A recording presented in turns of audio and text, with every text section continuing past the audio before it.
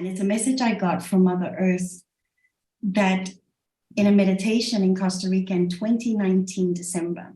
And she said, a seed, no matter its potential, if left on barren ground, will never produce the fruit it's innately born to give. And this makes total sense, right? This is like, of course, if a seed is left on concrete, guess what happens? Nothing is going to happen. So it needs to have soil. But what this did for me as a human being, as a woman, as Lizette, was I understood that I have never failed. Like, I have never failed in a single thing in my life, and neither have you. If I was not planted in beautiful ground and had an ecosystem and had water and had light.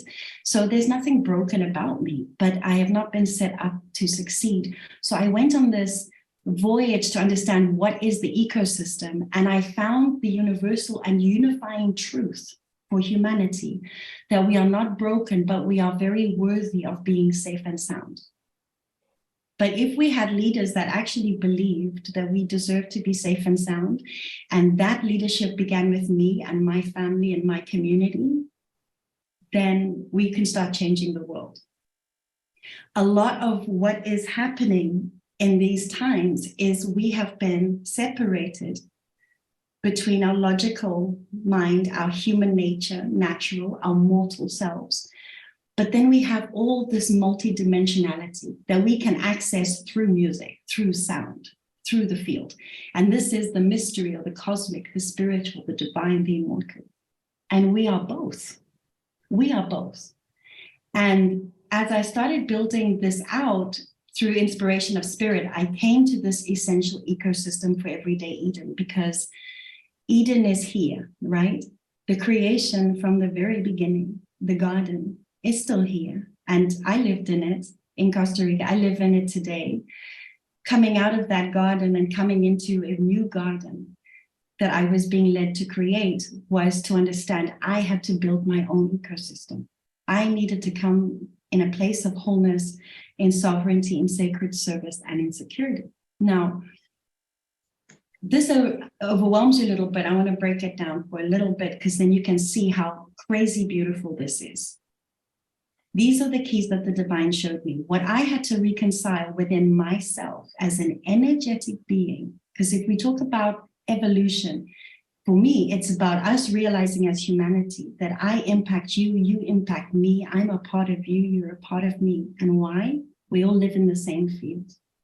We all live in the same field. It's not just happening over there, it's happening right here within.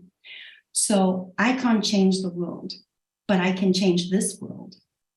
And through this emanation, I'm going to impact that world. And there were 3 specific paradoxes that I was guided to work on. First was reconciliation. I am this human, I am this divine. Yes, I'm not the divine. I am part of the divine. I am also divine, as so are you. But I also had to reconcile the masculine and feminine within myself and outside of myself. And the last thing I had to do was look at spirit and matter. It's one thing to have access to the field and to the song. It's another to bring it down to earth and live it on an everyday basis. And that's exactly what I wanted to do most in the world, not just for me.